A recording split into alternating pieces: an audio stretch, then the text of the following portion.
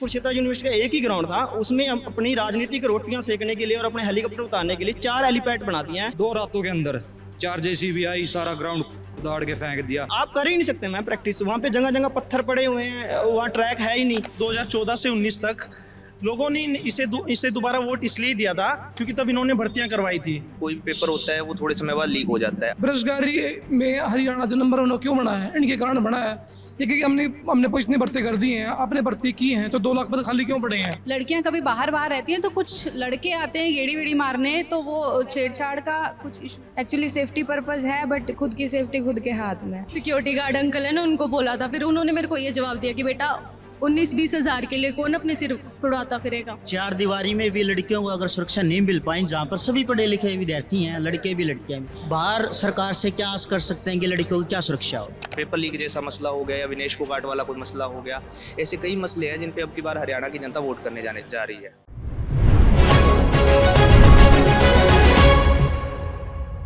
की चुनाव यात्रा कुरुक्षेत्र पहुंच चुकी है। ये कुरुक्षेत्र की थानेसर सीट है। कुरुक्षेत्र यूनिवर्सिटी का ये मार्केट एरिया है। यहाँ पे हमारे साथ कुछ स्टूडेंट्स हैं, हम इनसे बात करेंगे, इनके मुद्दे जानेंगे और राजनीति के बारे में भी जानेंगे। भैया, आप किस चीज़ की तैयारी कर रहे हैं? मैम बीएड कर रहे हैं। हाँ जी। तो यहाँ क्या दिक्कतें आपको यूनिवर्सिटी में फेस करनी पड़ी? मैम दिक्कत तो ये है कि वैसे टीचिंग की जो पोस्टें हैं, जैसे हम टीचर की बात करें तो इन्होंने जो हमारा हरियाणा का कौशल विभाग है, उसमें जो टीचिंग की पोस्टें हैं वो भी इन्होंने कॉन्ट्रैक्ट बेस पे निकाल दी हैं।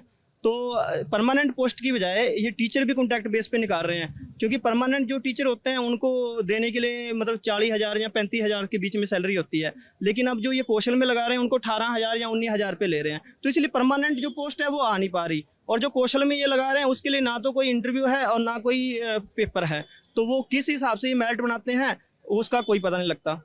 आप अभी कुछ हम लोग को ग्राउंड के बारे में भी बता रहे थे कि ग्राउंड को लेके कई सारी समस्या, स्टूडेंट्स प्रैक्टिस नहीं कर पाते हैं। मैम जैसा आपको पता है कि हरियाणा में जो खेल है, हरियाणा में ही सबसे ज़्यादा खिलाड़ी जाते हैं। जैसे हमारी विनेश फोगाट होगी, उसके साथ क्या हुआ, जहाँ फिर साक्षी मलिक होगी, पुनिया जी हो गए, तो हरियाणा में ही खिलाड़ी सबसे ज़्यादा हैं। तो हरियाणा के लोग ग्राउंड में प्रैक्टिस करना चाहते हैं, लेकिन हमारा जो एक ग्राउंड था, एनआईटी का अलग से ग्राउंड है, कुरुक्षेत्र यूनिवर्सिटी का अलग से ग्राउंड है। एनआईटी कुरुक्षेत्र यूनिवर्सिटी के बच्चों को अलाउ नहीं करती कि वहाँ हम ग्राउंड कर सके, तो इन्होंने जो कुरुक्षेत्र यूनिवर्सिटी का एक ही ग्राउंड था, उसमें अपनी राजनीतिक रोटियां सेकने के लिए और अपने हेलीकॉप्टर उतारने के लिए 4 हेलीपैड बना दिए हैं। और सारा ग्राउंड जो बच्चे वहाँ रेस लगाते थे, हरियाणा पुलिस की या किसी भी तैयारी करते थे, उसको इन्होंने खराब कर दिया है। अब वहाँ कोई प्रैक्टिस वगैरह नहीं होती है? आप कर ही नहीं सकते मैम प्रैक्टिस, वहाँ पे जगह जगह पत्थर पड़े हुए हैं, वहाँ ट्रैक है ही नहीं, तो आप कैसे प्रैक्टिस करोगे? पानी भरा पड़ा है, बारिश आती है, थोड़ा सा बारिश आती है वहाँ पानी भर जाता है ही नहीं बिल्कुल प्रैक्टिस करने का। आप लोग किस चीज़ की पढ़ाई कर रहे हैं? मैम मैं फॉरेन लैंग्वेज की कर रहा हूँ, जर्मन। हाँ जी जर्मन। इसी विधानसभा सीट में आप वोट कर? नहीं, मैं उचाना हल्के में आता हूँ मैडम। हाँ जी ऐसा। तो यहाँ पर पढ़ाई करने के लिए आप आए हुए हैं, तो वहाँ पर आसपास कोई ऐसी यूनिवर्सिटी नहीं है जहाँ पे इस चीज़ की पढ़ाई हो पाए, फॉरेन लैंग्वेज? यहाँ पे है मैडम CRSU, लेकिन वहाँ पे वो लैंग्वेज का कोर्स नहीं है ना, यहाँ पे है जर्मन ओनली, कुरुक्षेत्र यूनिवर्सिटी में है वो। तो हरियाणा में सिर्फ इसी जगह? हाँ जी मैडम। तो किस चीज़ की, जैसे क्या दिक्कतें आप लोग को यूनिवर्सिटी में होती है, पढ़ाई कैसी होती है? पढ़ाई तो ठीक है, स्टाफ भी बढ़िया है, तो लाइब्रेरी में चले जाते हैं, बढ़िया है, वैसे तो कोई दिक्कत नहीं है। मेन तो भाई ने बताया वो ग्राउंड का सबसे बड़ा इशू था।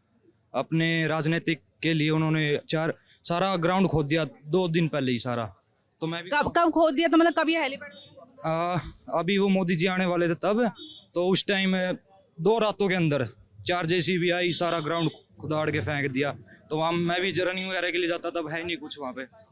हमारे साथ कुछ और स्टूडेंट्स हैं, हम इनसे भी बात करेंगे। भैया, आप किस चीज़ की पढ़ाई कर रहे हैं? मैम मेरी मास्टर्स हो चुकी है इंग्लिश से, और अभी मैं नेटवर्क JRF की तैयारी कर रहा हूँ। JRF की तैयारी कर रहे हैं, तो क्या लगता है आपको, जैसे इस विधानसभा क्षेत्र के क्या मुद्दे हैं जिसपे स्टूडेंट्स वोट कर रहे हैं इस बार? स्टूडेंट्स के मसले मैम यही हैं कि उनको जॉब नहीं मिल पा रही।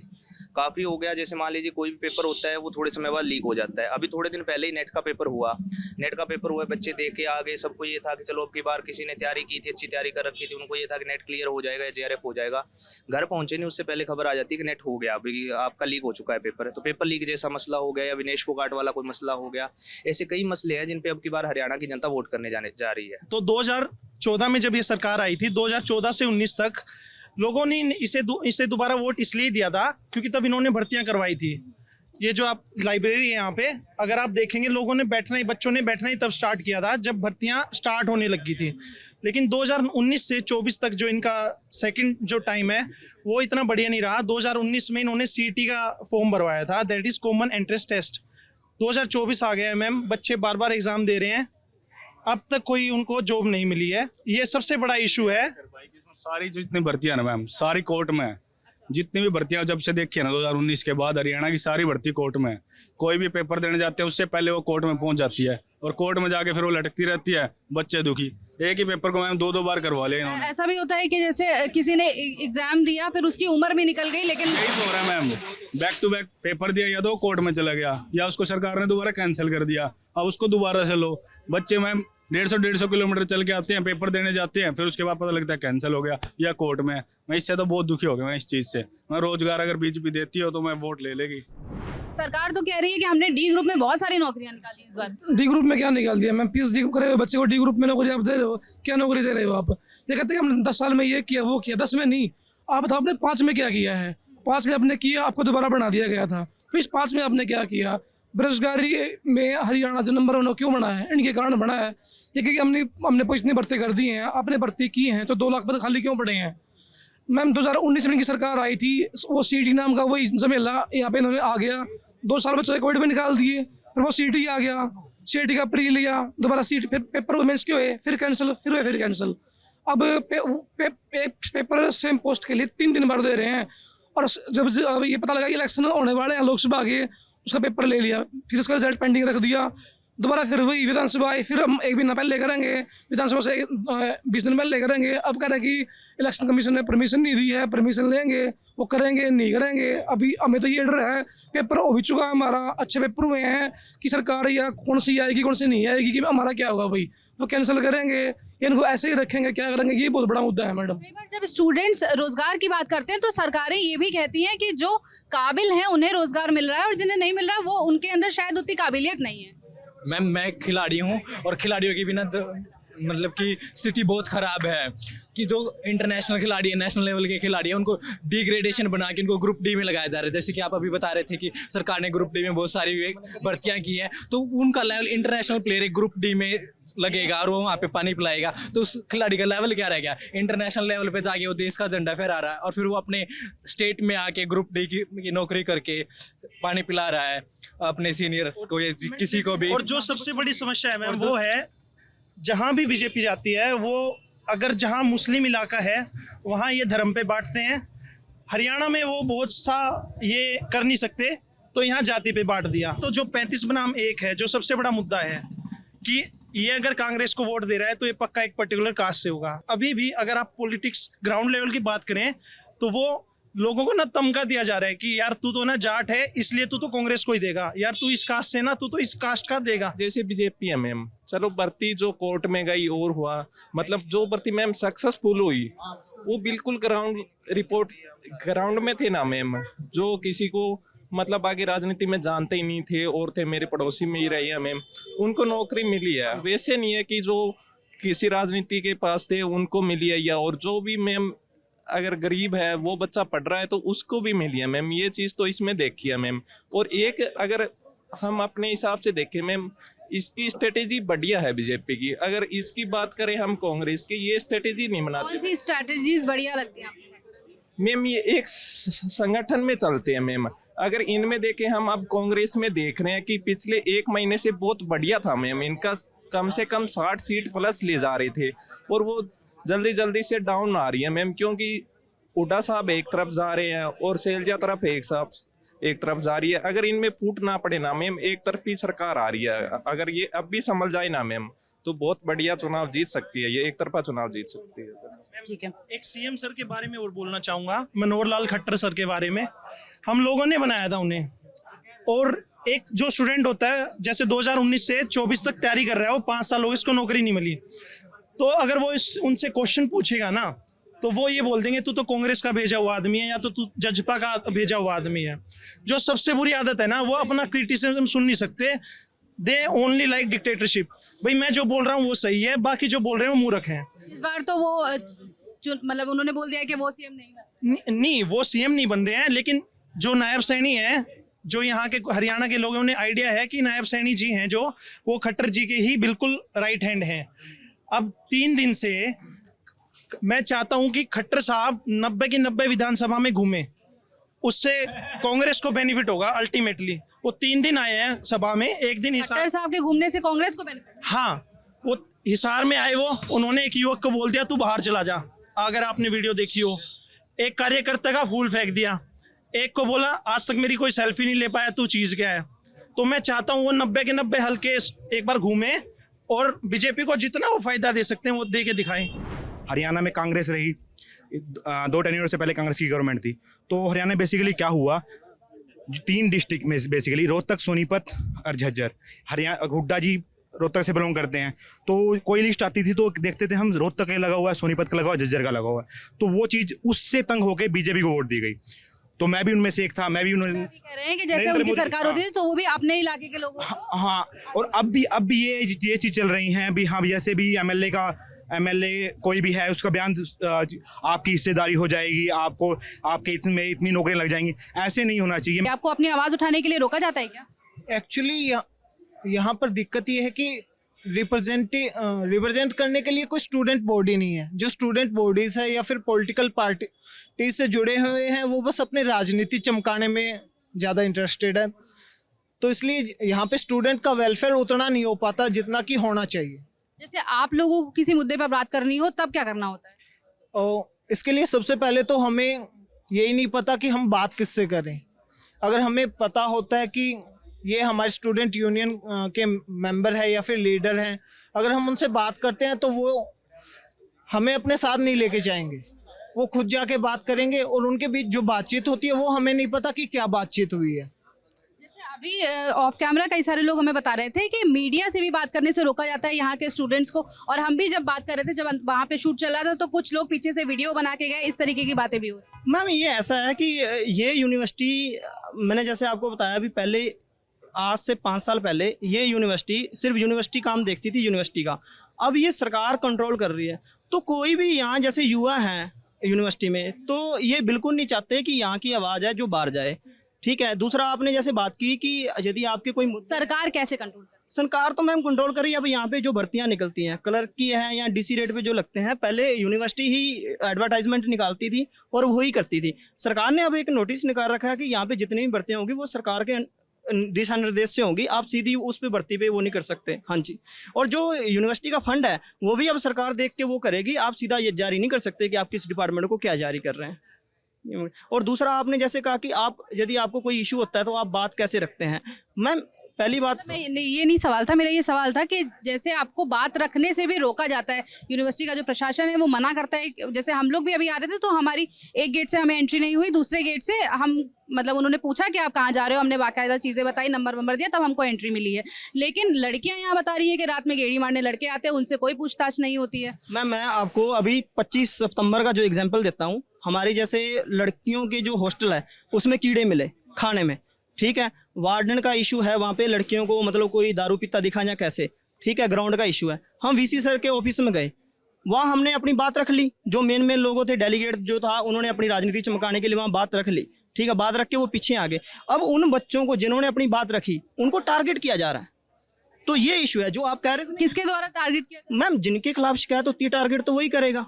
अब मतलब किस तरीके से टारगेट किया जा रहा है? क्या उनसे किसी ने कुछ बोला है, कुछ कहा है? मैम मैं आपको बताता हूँ, मैं ऑन रिकॉर्ड नाम तो नहीं लेना चाहता, ठीक है, लेकिन बात ये है कि एक लड़की का मुझे कॉल आया, जैसे हमने ये मुद्दा रखा जो पुरानी वीडियो थी, उनका कॉल आया कि जिनके बारे में उन्होंने शिकायत दी वार्डन के बारे में, वो लड़कियों को ये कहा जा रहा है कि आप अपना हॉस्टल चेंज कर सकते हो। वीसी सर के पास वहाँ गए, मैम ने कहा कि उस वार्डन को हटाओ। उसके बाद वो वार्डन उसको तंग कर रही है, जो लड़कियाँ वार्डन की जानकार हैं वो उस लड़की के खिलाफ शिकायत दे रही हैं। हाँ जी, और वो शिकायत ऐसे दिखा के कि इस लड़की के खिलाफ तो शिकायत है और ये लड़की तो ऐसे ही तंग करती है, उस लड़की को टारगेट किया जा रहा है। भैया क्या लगता है, मतलब जैसे यहाँ पे लड़कियों की सेफ्टी का भी इशू है क्या यूनिवर्सिटी में? देखिए जी, लड़कियों को सेफ्टी का इशू है, काफ़ी घटनाएं हर रोज़ 10 दिन में 15 दिन में होती रहती हैं, लेकिन यूनिवर्सिटी जो प्रशासन है वो डरता है यूनिवर्सिटी की सुरक्षा देने से। अभी एक उदाहरण इसका एग्जांपल लिया जा सकता है कि लड़कियों के हॉस्टल 7:30 बजे एंट्री बंद कर दी जाती है। 7:30 बजे से पहले 7 बजे के आसपास लाइब्रेरी से लड़कियों को उठा लिया जाता है कि भी आपका हम देख पा रहे हैं कि यहाँ पे हमको लड़कियां नजर ही नहीं आ रही, और जो 2-3 लड़कियां थी वो ये बोल रही है कि हमारे भाई हैं, इस वजह से हम यहाँ बैठे, नहीं तो हम भी यहाँ ना बैठे। हाँ, ये यूनिवर्सिटी को डर है घटनाएं होने का, लेकिन जो जिसके द्वारा घटना होती है उन्हें खुला छोड़ा जा रहा है। मतलब कि आप किसके डर से लड़कियों को अंदर भेज रहे हैं? वो इसलिए कि वे लड़के बाहर हैं इसलिए। तो जो गलत है उसको सजा मिलनी चाहिए ना, लेकिन सजा किसको मिल रही है? जो लड़कियां हैं। क्या अभी वहाँ पर कोई लाइब्रेरी की व्यवस्था नहीं है अच्छे से? वहाँ की जो लाइब्रेरी है वो भी 10 बजे तक बंद कर दी जाती है। अंदर जो यहाँ पे जो मेन लाइब्रेरी है जहाँ पे किताबें हैं, न्यूज़पेपर हैं, लड़कियाँ यहाँ 1-1 बजे तक पढ़ते हैं, पूरी नाइट पढ़ते हैं, लेकिन लड़कियों को मजबूरन 10 बजे तक मतलब कि 7:30 बजे हॉस्टल जाना पड़ता है। क्योंकि वो लाइब्रेरी भी एक्सेस करना चाहे तो उसके लिए भी परमिशन नहीं है, उसके लिए भी अंदर ही रहना पड़ेगा। लाइब्रेरी के लिए भी कोई परमिशन नहीं है उनके लिए आने जाने के। इतना मतलब कि एक परमानेंट व्यक्ति वहाँ पर है, कोई आवाज़ उठाए उसको घर फोन रात के 2-3 बजे अगर किसी लड़की के घर फोन जाता है तो उसके माँ बाप क्या सोचते हैं? उसका पढ़ाई पर बुरा असर। पिछले साल मैथ सर्वेंट चार्ज को लेकर हड़ताल की गई थी, तो उसके लिए लड़कियाँ काफ़ी आई थी हड़ताल के अंदर। तो लेकिन जो लड़कियाँ आई थी कुछ मतलब इकट्ठे करने में थी, उनको घर फोन मिलाकर उनको बड़ी मुसीबतों का झेलना पड़ा। घर फोन मिलाकर 2 बजे फोन मिलाएंगे तो लड़कियों के घर वालों क्या समझेंगे? ये है कि अगर बाहर से लड़के आ रहे हैं और परेशान कर रहे हैं तो उसकी वजह से यहाँ पर लड़कियों को ही रोक दिया जा रहा है, ना वो बाहर निकल सकती है ना लाइब्रेरी जा सकती है। ये यूनिवर्सिटी, इसका जो ग्रेड है, जो इसको यूजीसी से मिला हुआ है, A++ का ग्रेड है। क्या होता है जब यूजीसी की टीम आती है ना, 15 दिन तो हमें ऐसे बैन कर देते हैं, ये स्पुई और वो टूर वाली गाड़ियाँ चला देते हैं बच्चों को लेके जाने वाली। उसके बाद जब इनको ग्रेड मिल गया, जब इन्होंने अपना सारा कर लिया, उसके बाद यहाँ कोई सुविधा नहीं है। जैसे लड़कियों की बात करें तो जो यूनिवर्सिटी का हमारा लाइब्रेरी है वो हम लड़कों के लिए ओपन है, लेकिन लड़कियों के लिए वो बंद है। तो बंद इसलिए है कि वो खुद सिक्योरिटी नहीं देना चाह रहे, इसलिए वो दे नहीं पा रहे, इसलिए वो लड़कियों को उस लाइब्रेरी में पढ़ने नहीं दे रहे। हाँ जी मैम। अगर हम देखेंगे, अगर कोई यूनिवर्सिटी पढ़ा है, यहाँ पर 13-14 हज़ार स्टूडेंट है, 7-8 हज़ार हॉस्टल के स्टूडेंट हैं। अगर इस कैंपस में 4 दीवारी में भी लड़कियों को अगर सुरक्षा नहीं मिल पाई, जहाँ पर सभी पढ़े लिखे विद्यार्थी हैं, लड़के भी लड़कियाँ भी, हम बाहर सरकार से क्या आस कर सकते हैं कि लड़कियों की क्या सुरक्षा हो? बाहर तो ये बड़ा सवाल है कि अगर आप इतने से कैंपस में नहीं दे पा रहे हो सुरक्षा, तो आप पूरे प्रदेश में कैसे? पूरे देश प्रदेश में हम लड़कियों की क्या आशा कर सकते हैं कि ये सरकार हमें सुरक्षा मिले? यहाँ पर हम लड़कियों से बात करने की लगातार कोशिश कर रहे हैं, लेकिन कोई भी लड़कियाँ बात करने को तैयार नहीं। पहले तो हमें यहाँ लड़कियाँ दिख भी बहुत कम रही हैं, और जो दिख रही हैं वो भी बात नहीं कर रही हैं। ऐसा क्यों? मैम आज वैसे भी संडे है तो कई लड़कियां तो घर गई हुई होंगी। नहीं, बहुत सारी जैसे हैं, हमने आपसे भी कहा अभी इतनी। हाँ, लैक ऑफ कॉन्फिडेंस। ऐसा क्यों? बिकॉज यहाँ पे इतना कुछ मतलब प्रैक्टिकली नहीं होता है, तो फिर नहीं बोलते बच्चे। क्या लगता है कि मतलब जैसे क्या चीज़ें ऐसी होनी चाहिए कि आपका कॉन्फिडेंस बूस्ट हो? प्रैक्टिकल होना चाहिए बच्चे को, जैसे थ्योरी क्लासों पे जोर रहता है बच्चों का स्टडी वाइज, तो प्रैक्टिकल होना चाहिए। टीचर्स के साथ बोलना चाहिए, बच्चों को आपस में भी बोलना चाहिए। मतलब जैसे ये तो पूरा हमारा बेसिकली एजुकेशन सिस्टम ही ऐसा वर्क करता है, तो आपको लगता है कि एजुकेशन सिस्टम में कुछ चेंज आना चाहिए? हाँ, आना चाहिए। जैसे यूनिवर्सिटी में है, हमारी प्रैक्टिकल होती है, बट प्रैक्टिकल में इतना कुछ नहीं होता कि हम बाहर कहीं जाके कुछ मतलब एक्सप्लोर कर सकें। जैसे हमारा ज्योग्राफी फील्ड है, तो हम बाहर कहीं चीज़ें देखते नहीं, एक्सप्लोर नहीं करते हैं, तो हम पढ़ते हैं और प्रैक्टिकल बनाते हैं। तो यही सब आपको आप ये चाहते हो कि सिर्फ किताबों से पढ़ाई ना हो, आपको बताया जाए, दिखाया जाए, चीज़ें करवाई जाएं। आपको क्या लगता है? ये बिल्कुल सही है, क्योंकि हमें ना चीज़ें बस किताबों में घुसा के रखे जाते हैं। जो हम चीज़ें प्रैक्टिकली कर रहे हैं हम बस किताबों से उठा के फील्ड मतलब अपने उस पर ही करते हैं, ड्रॉ करते हैं, मतलब फील्ड मतलब प्रैक्टिकली नहीं दिखाई जाती है चीज़ें, बट हमें है कि हमें प्रैक्टिकल होना चाहिए। अच्छा, आप लोग हॉस्टल में रहते हो दोनों लोग? है ना? तो हॉस्टल्स जैसे यूजुअली बाकी दिनों में कितने बजे तक आपको हॉस्टल वापस जाना होता है? क्या टाइमिंग है? मैम 7:30 बजे की हमें अंदर जाना होता है। और आज 8 संडे है तो सैटरडे संडे 8 बजे का घंटे का। तो 7:30 बजे में आपको कभी कोई प्रॉब्लम नहीं होती? जैसे कभी पढ़ाई के लिए आप लोग की कॉलेज टाइमिंग क्या है? मैम कॉलेज टाइम हम जैसे हमारा फील्ड है तो 9 to 5:30 हमारी क्लासेस होती है। 9 to 5:30 जैसे आपकी क्लासेस होती हैं, फिर उसके बाद आपके पास सिर्फ 1.5 घंटा 7:30 होता है, तो 2 घंटा बच रहा है आपके पास। बाकी तो और कम होता है, सर्दियों में 6:30 टाइमिंग हो जाती है, 1 घंटा बचता है हमारे पास। हम 5:30 निकलते हैं, चाय पीने का भी टाइम नहीं होता, भागना पड़ता है हॉस्टल फिर हमें रात। तो कभी कुछ जैसे पढ़ाई से रिलेटेड या आपको किसी कुछ सामान लेने जाना है, कुछ चीज़ें करने जानी है कभी, तो उसका मौका बिल्कुल नहीं मिलता। मैम बहुत कम, क्योंकि एक तो हॉस्टल बहुत अंदर हो गए, पूरा कवर करने मतलब हम सोचते हैं कुछ भी लेके जाना होता है ना, हम मोस्टली सैटरडे संडे की वेट करते हैं कि मार्केट में जाने दिन में ही जाना पड़ता है मोस्टली, क्योंकि रात को लेट हो गई तो फिर वही हॉस्टल वाली टाइम। और फिर मैम वार्डन मैम भी थोड़ा कहती है कि तुम अपने टाइमली आया जाया करो, मैं इस चीज़ में तुम्हारा बिल्कुल साथ नहीं दूंगी, तुम्हारे बहाने नहीं सुनूंगी कि तुम लेट हो गई या फिर कुछ ऐसा। तो मैम बहुत सोच समझ के जाना पड़ता ऐसा क्यों है? मतलब बॉयज़ हॉस्टल की भी टाइमिंग ऐसी है क्या 7:30 वाली? है। मैम बॉयज़ हॉस्टल के तो नहीं है, वो बहुत ज़्यादा क्या कह रहे हैं? पार्शियलिटी है ये, हर जगह ऐसे ही होता है कि बॉयज़ के लिए लिमिटेशन नहीं होती, लड़कियों के लिए होती है। आपको क्यों लगता है कि लड़कियों के साथ ऐसा क्यों किया गया कि आपको 7:30 पहुंचना है लेकिन लड़कों के लिए ठीक है? आई डोंट नो, बट होना चाहिए तो दोनों के लिए होना चाहिए। स्टार्टिंग से ही है ये पार्शियलिटी, तो स्टार्टिंग से ही है। लड़कियों को थोड़ा दबा के रखा जाता है, लड़कों को खुला छोड़ दिया जाता है कि तुम कुछ करो, पर लड़कियों को कि तुम घर पे ही रहो, मतलब सोसाइटी में बहुत स्टार्टिंग से ही। लेकिन होता ये है, पर होना क्या चाहिए? होना ये चाहिए कि अगर रूल बनाए हैं तो सभी बच्चों के लिए वही इक्वल होना चाहिए। जैसे मैंने कुछ लोग मुझे ये भी बता रहे थे कि यहाँ पर जब लड़कियाँ कभी बाहर रहती हैं तो कुछ लड़के आते हैं गेड़ी वेड़ी मारने, तो वो छेड़छाड़ का कुछ इशू रहता है। जी, मैं बाहर रहती हूँ, एक्चुअली सेफ्टी पर्पस है, बट खुद की सेफ्टी खुद के हाथ में, मैं तो यही बोलूँगी। तो सेफ्टी के लिए ऐसा भी हो सकता है कि अगर लड़कों के हॉस्टल की टाइमिंग 7:30 कर दी जाए और आप लोग की बढ़ा दी जाए? नहीं, ऐसा भी नहीं होना चाहिए। आते हैं वो तो आएंगे ही ना कंटिन्यू। हॉस्टल वाले बच्चे तो वैसे भी जिसको स्टडी पर्पस करना है वो तो ऑलरेडी हॉस्टल में ही रहते हैं, वो ऐसे घूमते ही नहीं है। जो आउटसाइडर्स है ना वो ज्यादा तकलीफ करते हैं। है ये इशू यहाँ पर? हाँ जी मैम, बहुत ज्यादा है। मतलब होली के टाइम पे हमारा ये था, हम कोई जानते भी ना वो भी कलर फेंक रहा था, वहाँ पे लाइन लग रही थी, पूरे ऐसे ग्रुप में खड़े हो रहे थे बच्चे, और उन्होंने किसी को जान ना पहचान ऐसे सब पे कलर डाल रहे थे। मतलब बहुत ज्यादा अनसेफ फील हुआ था उस पे। यूनिवर्सिटी की तरफ से कोई एक्शन नहीं लिया जाता? वो बाहर के बच्चे होते हैं या फिर यूनिवर्सिटी के ही? मैं मोस्टली बाहर के ही होती है, यूनिवर्सिटी के बच्चे कुछ ऐसा नहीं करते, क्योंकि मास्टर लेवल पे आके ये चीज़ें बहुत कम हो जाती है। बच्चे अपने फ्यूचर पे ध्यान देते हैं, फोकस उनका वहाँ रहता है। बाहर वाले लोग हैं जो यहाँ के क्या बहुत ज़्यादा करते हैं इस चीज़। क्या कहते हैं मैम? एक्चुअली यूनिवर्सिटी में होता ये है कि यूनिवर्सिटी के स्टूडेंट इतना नहीं इन चीज़ों पे फोकस करते, या तो लाइब्रेरी में मिलेंगे या हॉस्टल में मिलेंगे, कहीं भी मिलेंगे, अपना काम कर रहे होंगे। बट बाहर के जो बच्चे हैं वो अनकंफर्टेबल फील करवाते हैं यहाँ के बच्चों को। मैंने बहुत बार मतलब ऐसे फील किया है। इसकी कभी कंप्लेन करी आप लोगों ने? कंप्लेंट करेंगे तो किससे करेंगे? अभी बच्चे तो सारे यहाँ आते हैं और यहाँ पे मतलब लोकल लोग भी घूमते हैं। तो आपने जो सिक्योरिटी गार्ड अंकल है ना उनको बोला था, फिर उन्होंने मेरे को ये जवाब दिया कि बेटा 19-20 हज़ार के लिए कौन अपने सिर फुड़वाता फिरेगा। फिर मैंने अपने 20 हज़ार के लिए कौन सिर फुड़वाता फिरेगा, तो फिर मैंने डिपार्टमेंट में बोला, जो हमारे PhD स्कॉलर हैं ना उनको बोला, तो उन्होंने ना हमारे जैसे छुट्टियां जल्दी करा दी थी कि लड़कियां अनसेफ ज़्यादा फील होली की बात कर। हाँ, होली की ज़्यादा अनसेफ फील कर रही है, तो उन्होंने जल्दी छुट्टी करा दी थी चेयरपर्सन से बात करके कि ऐसे ऐसे हो रहा है हॉस्टल के बाहर। तो फिर हम घर जल्दी चले गए थे उस टाइम पे, तो उन्होंने थोड़ा इस चीज़ को किया था। मतलब बेसिक बच्चे तो रुक नहीं सकते, यूनिवर्सिटी में कोई एक्शन नहीं था इस चीज़ के खिलाफ, बट चेयरपर्सन ने हमारी बात सुनी तो उन्होंने हमारी छुट्टियाँ जल्दी कर दी। कौन से एरिया, मतलब कितने साल से आप यहाँ पे रहे? मैम 1.5 साल हो गया। और 1.5 साल से आप लगातार इस तरीके की चीज़ें देखते जा रहे हैं? हाँ जी मैम, हाँ जी मैम। मतलब कुल मिला के जो हमने बाहर युवाओं से बात करी, उनका जो बड़ा मुद्दा है वो है रोजगार का। लड़कियों के पास एक और बड़ा इशू है, वो है सेफ्टी का। नमस्ते, मेरा नाम रक्षा है, कैमरे के पीछे मेरे साथ मोहन है। देखते रहिए दिल लल्लन टॉप।